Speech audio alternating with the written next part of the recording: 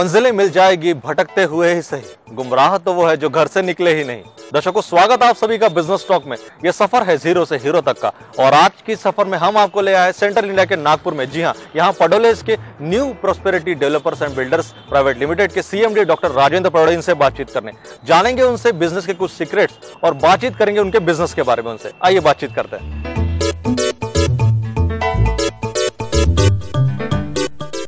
Nagpur, heart of India. Mihan ये project Nagpur में आने से और आईटी हब होने की वजह से इस देश की धड़कन के जमीनों के भाव आज आसमान को छू रहे हैं। पर इतनी महंगाई के जमाने में आज ग्राहकों को सस्ते दामों में टाइटल क्लियर प्लॉट्स अवेलेबल करा रहे हैं डॉक्टर राजेंद्र पडोले अपने Padole new prosperity land developers and builders private limited Nagpur से।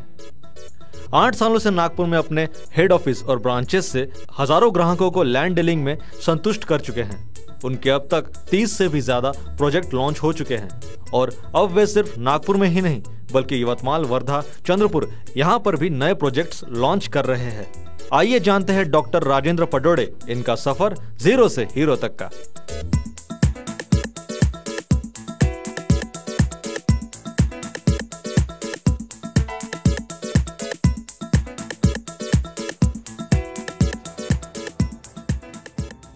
तो दर्शकों, आइए बातचीत करते हैं डॉक्टर राजेंद्र पडोले इनसे। सर, आपका बहुत बहुत स्वागत बिजनेस टॉक में। धन्यवाद। Sir, new prosperity land developers builders private limited Nagpur का एक बहुत ही प्रतिष्ठित ऐसा फर्म, करीबन 40 के आसपास प्रोजेक्ट आप कर चुके हैं, हजारों परिवारों को आप लैंड दे चुके हैं और उनके साथ डीलिंग्स कर चुके हैं, करोड़ों का टर्नओवर है। बिल्कुल सर। पर शुरुआत कैसी थी? आपके बचपन के बारे में हमें कुछ बताइए, आपके माता पिता के बारे में हमें कुछ बताइए। पिताजी मेरे गवर्नमेंट सर्वेंट थे जी, में काम करते थे, गवर्नमेंट जॉब करते थे। जी हाँ। करते थे। हमारी माता जी जो थी वो हाउसवाइफ थी। और भाई बहन कितने थे? हम 4 भाई बहन थे, एक भाई था, 2 बहनें थी। ओके सर, हमें आपके बचपन के बारे में कुछ बताइए। बचपन मेरा नागपुर में ही गया जी। और मैं ऐसे बस्ती से बिलोंग करता हूँ जो जिसके बाजू में स्लम लगा हुआ है। बचपन ऐसे वैसे ही था क्योंकि पिताजी मेरे गवर्नमेंट सर्वेंट थे, और गवर्नमेंट सर्वेंट की जो तनख्वाह होती है उसमें बड़े मुश्किल से सीमित तनख्वाह होती है। और परिवार में कितने? 4 लोग थे? 4 भाई बहन आप थे? 4 भाई थे, एक भाई था, 2 बहनें थी, और चारों की पढ़ाई करवानी पड़ती थी तो तकलीफ होती थी हमको। मतलब मिडिल क्लास परिवार से आप बिलोंग? जी हाँ, जी हाँ। आपके पिता के बारे में कुछ बताइए, कैसे संस्कार आप पर उन्होंने किए, क्या सिखाया आपको, कुछ हमें बताइए। पिता हमारे मिलिट्री मैन थे, मिलिट्री से रिटायर्ड होके या फिर छूट के डिफेंस में है। उनके संस्कार जो थे इतने सच्चे थे, मुझे हमेशा बताते थे कि कोई भी काम ऐसा करना कि जिसमें लोगों को तकलीफ ना हो। मतलब सच्चाई के राह पर चलना आपको पिता से सीखा। स्ट्रिक्ट थे काफी? मिलिट्री मैन थे तो नहीं थे, फ्लेक्सिबल थे, रॉयल थे, वो कोई भी किसी भी बात को समझते थे, कोऑपरेट करते थे। काफी अंडरस्टैंडिंग थे पिता आपके। माता जी के बारे में कुछ बताइए। माता जी हाउसवाइफ थी, और उसका भी संस्कार ऐसे ही थे, वो भी हमेशा सच्चाई की बात बोलने के लिए बोलती थी। जी सभी। हाँ। और भाई बहन कैसे थे आपकी? बॉन्डिंग कैसी थी भाई बहनों की? भाई बहन बोले तो बहुत अच्छे हमारे रिलेशन बचपन से रहे। मैं सबसे बड़ा हूँ घर में। हमेशा मैंने भाई बहनों के बारे में अच्छा ही सोचा है, और वो भी अच्छा ही सोचते हैं मेरे बारे में। मेरा भाई जो है आज एसटी में कंडक्टर है, और बहनें भी सेटल्ड है, खुद उनकी शादी हो चुकी है, अच्छी जॉब पे है, अच्छा काम। स्कूली जीवन आपका 10वीं तक का खासा रहा, डिप्लोमा आपने किया है, इंजीनियरिंग करी है आपने, तो उसके बारे में हमें कुछ बताइए। स्कूली जीवन में ऐसा था कि सबसे पहला तो मैं जिस स्कूल में था वो भी यानी जिस एरिया से बिलोंग करता था वो एरिया स्लम को लग के था, और स्कूल भी वैसी ही थी, टूटी पड़ी जैसा होता है, उतनी अच्छी नहीं थी। जी हाँ। तो मैं पहला लड़का था उस स्कूल में जो पास हुआ था। अच्छा। 10वीं क्लास में। हाँ हाँ। और जिसने इंजीनियरिंग की। और डिप्लोमा कहाँ से किया आपने? मैंने शुरुआत में सदर से डिप्लोमा किया। कौन सी ट्रेड में? इलेक्ट्रॉनिक्स एंड टेलीकम्युनिकेशन में मेरा इंजीनियरिंग था। उसके बाद आपने जॉब किया? उसके बाद में मैंने मॉर्निंग जॉब करता था और शाम का मेरा एडमिशन था YCC में। नहीं तो आप जॉब कहाँ करते थे? जॉब मैं सबसे पहला जॉब तो मैंने मुंबई में किया। स्टार्टिंग मेरी मुंबई में हुई, यहाँ से एडमिशन लेने के बाद। तो मुंबई आपने क्यों चुना, कैसे मुंबई जाने का योग कैसे आया? कैसा था कि उस वक्त में कहानियाँ थी मुंबई की कि इस फील्ड को, इस इलेक्ट्रॉनिक्स फील्ड को अगर कोई अच्छे से देख सकता है, कुछ न्याय मिल सकता है, तो मुंबई अपना सपनों की नगरी भी आज जॉब दे सकती है, ऐसा आप सोच रहे थे टेलीकम्युनिकेशन क्षेत्र में। तो वहाँ आपने कौन सी कंपनी में जॉब किया? वहाँ मैं DC control northern private limited में था, जो मित्तल ग्रुप की कंपनी थी। एज अ पोस्ट कौन सी थी आपकी? मैं सेल्स इंजीनियर था। और जब उस कंपनी में था मैं, तो सेल्स का टारगेट इसलिए दिया गया, उस कंपनी ने इसलिए लिया कि ये लड़का शायद सेल्स में कुछ कर पाएगा, ऐसा उन्हें लगा। इंटरव्यू में उन्हें ऐसा लगा कि आप सेल्स डिपार्टमेंट अच्छा हैंडल कर सकते हैं। जी हाँ, जी हाँ। तो शायद आप तब से मतलब बात वगैरह अच्छी करते थे, शायद इसलिए उनको लगा होगा कि आप कम्युनिकेट अच्छा कर पाते। I don't know. अच्छा अच्छा। लेकिन एक बात थी कि जब मैंने उस कंपनी में काम किया तो एक इतिहास बना दिया था सेल्स में जी। कि जो चीज़ें बड़े आसानी से नहीं बेच पाते थे कोई भी, यानी उसको एक चीज़ को बेचना है तो पूरा महीना लगता था, तो उन चीज़ों को मैं 23, 24, 25 ऐसा बेचता था। और रिकॉर्ड था उनके लिए, वो खुद देख नहीं पाते। मतलब वहाँ के जो हमारे आरएम थे वो बोलते थे कि राजेंद्र ऐसा कैसा करते हो। मतलब नई क्रांति आपने वहाँ भी शुरुआत कर दी थी। जी हाँ, उसका यही मतलब निकलता है सर। फिर उसके बाद आप नागपुर आए? नहीं, उसके बाद में ऐसा हुआ कि जो वेदर था वहाँ का वो मुझे सूट नहीं था, और एग्जाम भी थे नागपुर में। तो मैं पहले से ही अभ्यास में काफ़ी रुचि रखता हूँ, तो पढ़ाई भी मैं वहाँ पर भी करता था जब था। तो जब मैं सब काम करके पढ़ाई भी करो, तो मैं नागपुर आया पढ़ाई करने के लिए। उन्होंने मुझे ट्रांसफ़र किया नागपुर में, डीसी कंट्रोल नॉर्थन कंपनी की तरफ से ट्रांसफ़र हुआ जी यहाँ पर। तो मैं एक बात सोचा, मेरा ऑफिस लोकमत में था, मैं तब एक बात सोच रहा था कि ऐसी कंपनी मेरी खुद की, और मैं ऐसा बनाना चाहता था उस वैसी कंपनी को। तो कुछ 1-1.5 महीने के बाद में मैंने वहाँ से मेरा जॉब छोड़ा। उसके बाद आपने खुद के बिजनेस की शुरुआत सोची थी? सर जानेंगे उसकी शुरुआत कैसे हुई, मगर एक छोटे से ब्रेक के बाद। दर्शकों कहीं जाइएगा मत, डॉक्टर राजेंद्र पडोले इनसे बातचीत जारी है। मिलते हैं एक छोटे से ब्रेक के बाद। मैं राजेंद्र पडोले जी को बचपन से ही जानता हूँ। इनका स्वभाव जिद्दी था, पढ़ाई में एक्सपर्ट थे, वैसे इनको झूठ से बहुत नफरत है। और इनका स्ट्रगल इज लाइफ जो बोला गया है, उसके हिसाब से तो इनका हमको ये भी पता नहीं था कि इतने बड़े स्टार बनेंगे करके। बचपन से हम लोगों ने काफ़ी सारे प्लानिंग किए थे। राजेंद्र पडोले की हमेशा बिजनेस में ही इंटरेस्टेड वो दिखते थे, जबकि वो वर्किंग क्लास बैकग्राउंड से ही है। लेकिन एक मिडिल क्लास के इस आदमी ने अपने विजन को सामने रखते हुए बिज़नेस को ऐसे इस लेवल पे बढ़ाया कि आज वो एक प्राइवेट लिमिटेड फर्म के CMD के पद पर बैठे हुए हैं। और इनके साथ में ही जुड़कर हम लोगों ने भी बिज़नेस को काफ़ी सीखा। उनका विज़न जो है बहुत बड़ा है, और वो आज तक किसी को, पुराने लोगों को भूले नहीं है, और हर दम याद करते रहते हैं। यही क्वालिटी उनकी मुझे हमको अच्छी लगती है। क्यों हम लोग दूसरे की कंपनी में काम करें? हम लोग भी खुद डिस्ट्रीब्यूटर बन सकते हैं, एक कंपनी का निर्माण कर सकते हैं। तो वैसा ही हम लोगों ने किया जी। वैसे ही हम लोगों ने 1900 ब्रेक के बाद आप सभी दर्शकों का स्वागत। हम बातचीत करें डॉक्टर राजेंद्र पडोले से। सर ब्रेक पे जाने के पहले आपने हमें बताया था कि आप मुंबई में जाके डिप्लोमा के बाद जॉब कर रहे थे, वहां से तरस होकर थोड़ा बहुत होम सिकनेस आपको आ रहा था और आप नागपुर वापस आ गए थे। बराबर। उसके बाद आपने दोस्त के साथ एक कंपनी आप शुरू करने वाले थे, हमें बताइए उसके बारे में कुछ। ऐसा हुआ कि हम 2 दोस्त एक रूम में रहते थे, 3 दोस्त थे।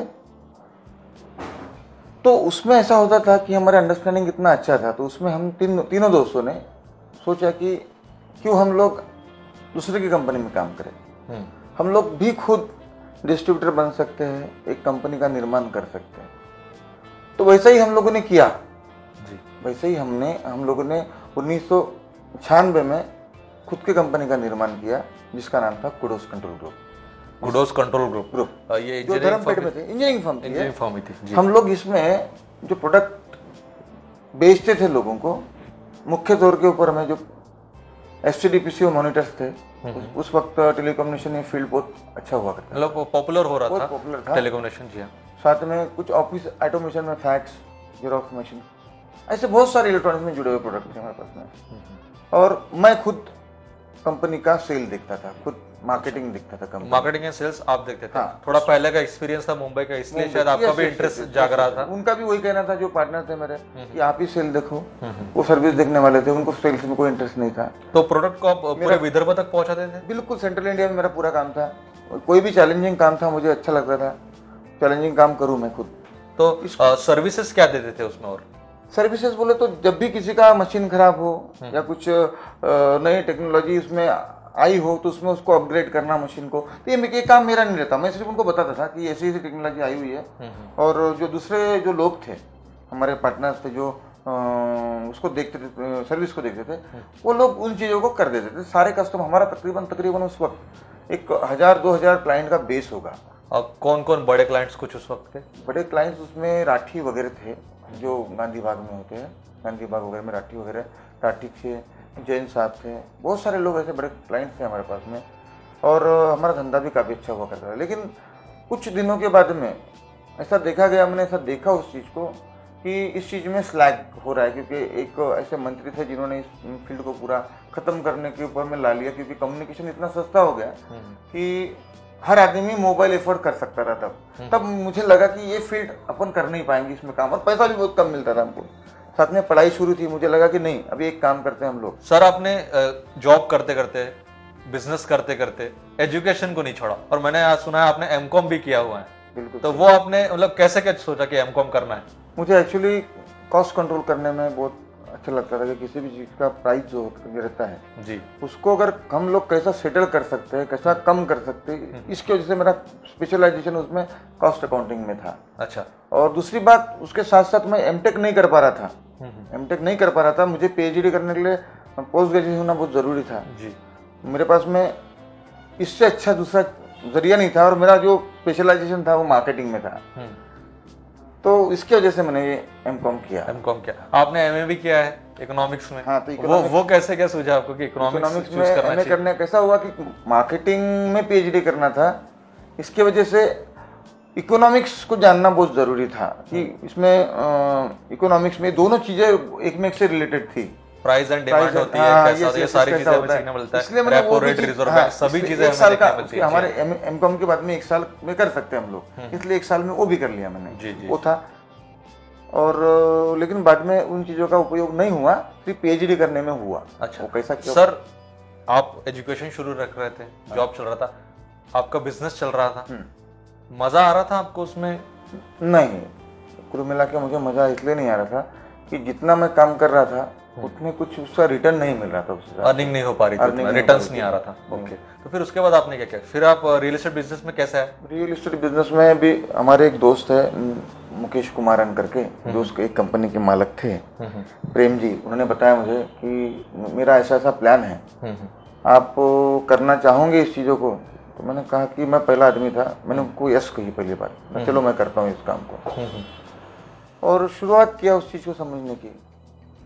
लेकिन जब सीखने के बाद में मुझे वहाँ पर भी ऐसा ही लगा कि मैं शायद लोगों को न्याय दे सकता हूँ। मतलब वहाँ आपने बारीकियाँ सीखी? हाँ, लैंड डीलिंग कैसी होती ऐसा है, ऐसा। हाँ, तो मतलब कैसा लग रहा था आपको? लैंड का बिजनेस आपको अच्छा लग रहा था? अच्छा लग रहा था और सूट भी हो रहा था। लेकिन उसमें एक सबसे बड़ा, मैंने बाकी लोगों के कंसर्न में मैंने एक बात देखी थी कि जिस हिसाब से लोग जो सोच के उस प्रोडक्ट में पैसा डालते हैं, उनको वो उनका जो उनकी मनीषा थी लोगों की, वो पूरी नहीं हो पा रही। मतलब जो प्रोमिसेस करते हैं वो फुलफिल नहीं कर पा रहे थे। इस वजह से मुझे लगा कि नहीं, ये काम मैंने करना चाहिए, क्योंकि मैं शायद लोगों को इस प्रोडक्ट के बारे में न्याय दे सकूंगा और लोगों के प्रोडक्ट लोगों के पास में पहुंचा सकूंगा। मतलब फेयर डील आप कर सकते थे। सर, क्या इसी के बाद आपने अपना खुद का बिजनेस जो है अपना new prosperity land developers and builders, ये शुरू करने की सोचा था? यस सर, जानेंगे उसके बारे में, मगर एक छोटे से ब्रेक के बाद। दर्शकों, कहीं जाइएगा मत, जानेंगे हम कि new prosperity land developers and builders की शुरुआत कैसे हुई है। बहुत जल्दी किसी चीज़ को एक्वायर करने का उसका एक ज़िल रहता था। मुंबई में भी जब वो हम लोग एक नौकरी करते थे, वहाँ पे भी वो वर्किंग में सबसे टॉप ही रहते थे। और उसके बाद जब यहाँ पे बिज़नेस उन्होंने चालू किया, उस बिज़नेस में उन्होंने काफ़ी मेहनत की, तकलीफ़ें भी बहुत आई, लेकिन उसके बाद जो तकलीफ़ों के ऊपर कॉन्कर करके उन्होंने आज ये मुकाम बनाया, वो मेरे हिसाब से बहुत एडमायरेबल है। उनका जो काम करने का जो जज्बा है और जो कंसेप्ट है वो हमेशा इतना क्लियर होता है कि वो आम आदमी को ध्यान में रखते हुए कोई भी काम करते हैं। जैसा कि वो ज़मीन लेते तो ज़मीन का सिलेक्शन इस तरीके से करते कि जिस ज़मीन की पानी की लेवल कैसी है, वो ज़मीन का फ्यूचर में रेट क्या होनी चाहिए, वो ज़मीन के अगल बगल में डेवलपमेंट क्या है, इस तरीके की ज़मीन लेते और कम से कम वाजिब दामों में जो है आम आदमी को पेश करते हैं वो ज़मीन। तो उस वजह से क्या होता है कि जो लोग भी हमारे पडोले साहब से प्लाट खरीदते हैं, उन लोगों की जो ये होती है इन्वेस्टमेंट, वो 2 साल में 2 गुना 3 गुना उनकी इन्वेस्टमेंट हो जाती है। यानी तो वो जो इन्वेस्टमेंट उन्होंने किया है, जैसा 2 लाख रुपए इन्वेस्ट किया है तो उनका 6 लाख रुपए जो है वो 2-3 साल के अंदर में हो जाता है। इस तरीके के प्रोजेक्ट वो हमेशा लॉन्चिंग करते हैं और इस ऐसे प्रोजेक्ट लॉन्चिंग करने में उनको महारत हासिल है। पैसे आपने पूरे पे कर दिए थे कि कैसे नहीं, डीलिंग? पैसे तो थे नहीं मेरे पास में। पैसे कुछ कम थे, थोड़ा बहुत देके काम चालू किया था मैंने। और जिससे भी लिया था। कितने में ली थी पहली लैंड? ब्रेक के बाद आप सभी दर्शकों का फिर से एक बार स्वागत। हम बातचीत कर रहे हैं डॉक्टर राजेंद्र पडोले से, जो कि सीएमडी है new prosperity land developers and builders के। जी हाँ सर, ब्रेक पे जाने के पहले आपने हमें बताया था कि आप नई शुरुआत कर रहे थे खुद का business, new prosperity land developers builders private limited की। उसकी नींव आपने कहाँ रखी, शुरुआत कैसे हुई? शुरुआत ऐसा था कि सबसे पहला मैं एक चिकना करके विलेज है, वहाँ पर सबसे पहले लैंड ली और वो लैंड लोगों तक के मैंने पहुंचाई। लोग वहाँ पर काफी सेटिस्फाइड हुए। पैसे आपने पूरे पे कर दिए थे कि कैसे नहीं, डीलिंग? पैसे तो थे नहीं मेरे पास में। पैसे कुछ कम थे, थोड़ा बहुत देके काम चालू किया था मैंने। और जिससे भी लिया था। कितने में ली थी पहली लैंड? पहली लैंड मैंने ली थी तकरीबन होंगी वो 90 लाख वगैरह में। 90 लाख की पहली आपकी प्रॉपर्टी थी जो आपने प्रोजेक्ट शुरू करा था। जी हाँ। और कितने रुपए स्क्वायर फीट में आपने बेचा उसे? शुरुआत में मैंने उसको 130 रुपये वगैरह बेचा है। कौन से ईयर की बात है सर? 2006? 2006 2007 की बात है। बहुत अच्छे। फिर उनको कितने दिन में वो पूरा सेल हुआ? तकरीबन मुझे सेल करने में वहाँ पर 1-2 महीने लग गए। 2 महीने में आपने पूरा 90 लाख का माल बेच दिया था? बिजनेस हो गया था। अच्छा। लेकिन इंस्टॉलमेंट थी उसमें, इंस्टॉलमेंट आ रही थी, लेकिन हौसला काफी बढ़ गया था। ऑफिस कहाँ था आपका? ऑफिस मेरा शिवालकर गार्डन करके बिल्डिंग है, वहाँ पर मैंने पहले ही लिया हुआ ऑफिस था मेरा खुद का। और वहाँ पर अभी भी चालू है मेरा ऑफिस। वो ये नए ऑफिस में हम लोग बैठे हैं। वहाँ पर ही मेरी शुरुआत हुई और वो हमारा ऑफिस एड्रेस था। काफ़ी छोटा था तब वो। कितने एम्प्लॉयज थे वहाँ?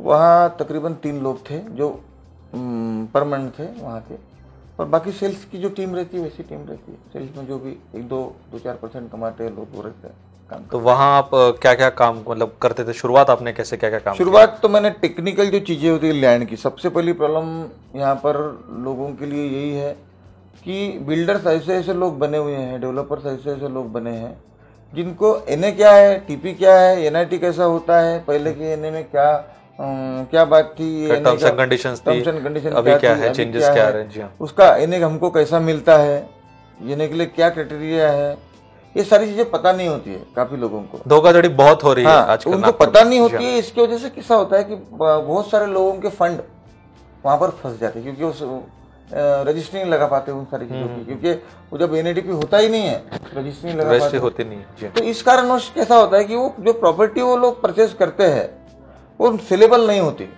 और वो बिल्डर भी काम नहीं कर पाता और लोगों के पैसे फंस जाते हैं। इसलिए रियल एस्टेट की जो फील्ड है ये बदनाम हो जाती है, जिसमें बहुत सारे अच्छे लोग यहाँ पर इन कुछ लोगों की वजह से तकलीफ में आते हैं, जी, जिससे मंदी वगैरह हम लोग बोलते हैं। उसका कारण यही है कि लोग जब जितने स्पीड में पैसा डाल रहे थे, एकदम से लोगों ने उस चीज को खींच लिया, पैसा रोक लेते हैं। अभी फंडिंग करना नहीं, अभी इन्वेस्टमेंट नहीं करते लोग, जो कि अच्छी फील्ड है। रियल एस्टेट में अगर आपने पैसा डाला तो आप सिक्योर रहोगे, आपका पैसा सिक्योर रहेगा। अगर आप किसी स्कीम में डाल रहे हो 2.5 साल में डबल, 3 साल में डबल, पक्का डूबने वाला है, तो हो नहीं सकता। मतलब आप लोगों के जो कागजात होते हैं जमीनों के, वो क्लियर रखते हैं? बिल्कुल क्लियर रखता हूँ, एक भी कंप्लेंट ना हो। आज तक के किसी ने तो कंप्लेंट नहीं किया इस प्रकार की कि अप्रैल साहब ये कागजात मैंने आपने जो मुझे कमिटमेंट किया वो पूरा नहीं हुआ। मतलब आज तक 40 के आसपास प्रोजेक्ट में आपने सभी कागजात क्लियर रखे हैं तकरीबन और सभी सेटिस्फाइड है, सारे कस्टमर सेटिस्फाइड है। हो सकता है कभी मैं तो पूरा आप लोन भी देते हैं उनको पूरा तो बोल नहीं किस्तों में अगर लोन किस्तों में ही करते हैं हम लोग काम। अच्छा। किस्तों में करते हैं। और बेसिक बात ये होती है कि इसमें दूसरा भी एक मेरा धोरण है। बाकी डेवलपर्स क्या करते हैं कि उतने वक्त में पैसा नहीं आया तो उनका प्लॉट वॉट कैंसिल करते हैं। मेरे पास में ऐसा नहीं है। मुझे मालूम है बहुत सोच के इस आदमी ने पैसे मेरे पास में दिए। 2-3 महीना अगर लेट भी होता है, 3-4 महीना, तो भी मैं उसका प्लॉट किसी को कैंसिल नहीं करता, उसके लिए रखता हूँ, उसको बुलाता हूँ। काफी सारे उदाहरण ऐसे है कि हम लोग सेल डीड के लिए फोन करते हैं उनको, वो आते नहीं है, नहीं साहब रहने दीजिए, हम कभी भी आएंगे लगा लेंगे। मतलब इतनी अंडरस्टैंडिंग और फैमिली रिलेशन आप लोग अच्छे डेवलप कर चुके हम लोगों के साथ में। लेकिन मैं लोगों को भी इस बारे में गुजारिश करूंगा कि जिनका अगर सेल डीड का समय हो गया है और खुदा ना खास्ता अगर कुछ मुझे ही हो जाए तो आप लोग प्रॉब्लम में आ सकते हो, इसलिए सेल डीड लगाओ। अच्छा, ऐसा मैं बोलता हूं। ओके। तो कस्टमर का पूरी तरह ध्यान रखते हैं? बिल्कुल सर। क्लाइंट्स का सभी ध्यान रखते हैं? बिल्कुल सर। तो आज तक मतलब कितने परिवारों तक आप पहुंचे, रफली अगर कुछ बता पाए तो आप? एक 1000-2000 परिवार तो पक्का पहुंचाऊंगा मैं। कम से कम 2000 परिवार आज संतुष्ट हैं आपके इस न्यू प्रॉस्पेरिटी से जुड़कर? बिल्कुल। जी हाँ। तो रिटर्न्स भी उनको उतने ही मिल रहे होंगे? रिटर्न्स भी बिल्कुल मिलते हैं, सवाल नहीं आता। तो लैंड ही क्लियर होती है। जी हाँ। तो न्यू प्रॉपर्टी जो है, न्यू प्रॉस्पेरिटी, उनका नया प्रोजेक्ट कहाँ आ रहा है? कुछ देखिए फ्यूचर प्लान्स क्या है? मैं जो भी मेरे पास में है फिलहाल के कंडीशन में, ये सब कुछ जमा करके एक यहाँ पर नागपुर के नजदीक एक गांव है गोटाल पांजरी, जहाँ पर गोटाल पांजरी और बेसा ऐसी एक शिव है जो येलो बेल्ट की एक लैंड है।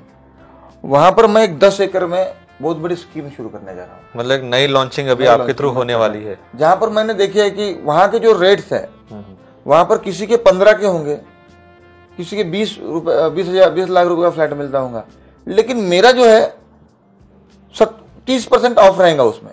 जी हाँ। मतलब जो नॉर्मल रेट है। तो वैसे ये देखा गया है कि न्यू प्रॉस्पेरिटी हर बार कम रेट्स में ही लाते हैं अपने। तो मैं उसके पहले आपसे बात कर चुका हूँ कि मैं कॉस्टिंग में काम कर चुका हूँ। जी हाँ। कहाँ हम कम कर सकते हैं खर्चा? कम कर सकते हैं। बेसिक क्या होता है कि बहुत सारे लोग क्या करते हैं कि अभी आमतौर के ऊपर में गवर्नमेंट के रूल्स भी ऐसे है, NIT ने जो रूल्स लगाए कि जितना बड़ा जो सर्कल है 25 किलोमीटर का जो NIT के अंडर में आता है, तो उसको डेवलप करने के बाद में आप सेल डीड कर सकते हो। डेवलपिंग चार्जेस भरने पड़ते हैं। लेकिन सर ऐसा है कि कुछ जगह पे इतने दूर हो जाता है वो कि वो लोगों को डेवलपमेंट की कॉस्ट भी नहीं पूर्ति वहां पर जी, वो तकलीफ हो जाती है। तो हम लोग मोस्ट प्रोबेबली क्या करते हैं कि जहां पर लोग इस कॉस्ट को हजम कर सके ऐसी जगह पे प्रोडक्ट लाने की कोशिश करते हैं। जी हाँ, कि भाई लोगों का काम पूरी तरीके से हो जाए। मेरा सोचना यही रहता है।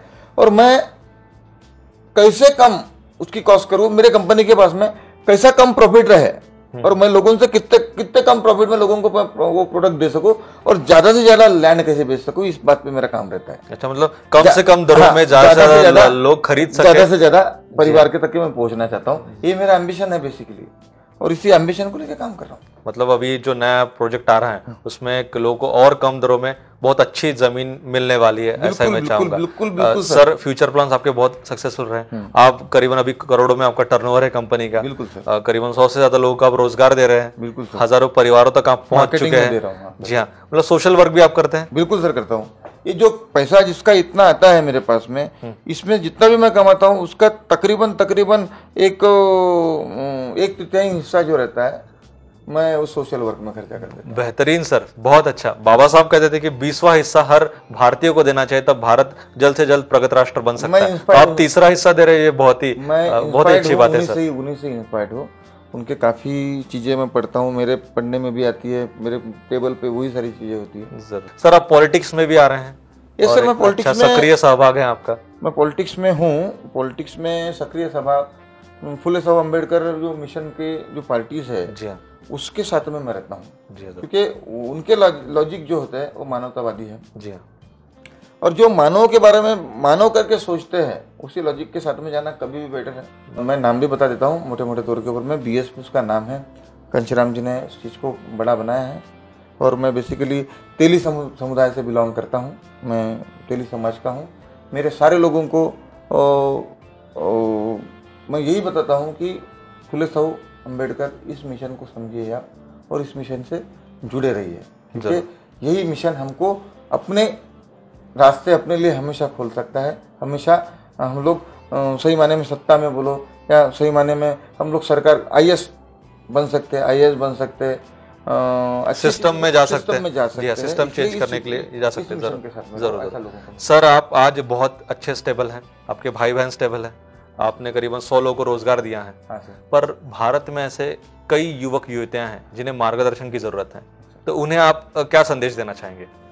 मेरा संदेश युवकों के लिए यही है कि जो भी जिस क्षेत्र में जिसको भी बढ़ना हो आगे, जिसको भी लगता है कि मैं इस क्षेत्र में जाके फिट रह सकूंगा और मैं इस क्षेत्र को न्याय दे सकूंगा, पढ़ाई करे और आगे बढ़े। और इसमें कुछ भी प्रॉब्लम आए उनको ज़िंदगी में, किसी चीज़ में किसी को जानने की ज़रूरत पड़े, रियल इस्टेट में हो तो मैं तत्पर हूँ। कोई मुझे फ़ोन भी कर सकता है, मेरा फ़ोन नंबर तो मिलता ही सभी लोगों को मैं बताता ही हूँ, और उसके ज़रिए मैं उनको मार्गदर्शन भी कर सकूँगा। और मैं तत्पर हूँ सोशल कार्य करने के लिए, और मैं उनको जितना हो सके मेरे से उतना मार्गदर्शन करूँगा। इतना ही मैं संदेश देना चाहता हूँ। और ईमानदारी के रास्ते पे चले, बाबा साहब ने बताए हुए चीज़ों को समझे और वैसा ही काम करें। सर, बहुत बहुत शुक्रिया, आपने हमें बिजनेस टॉक के लिए वक्त दिया, इसलिए बहुत बहुत शुक्रिया। Thank you.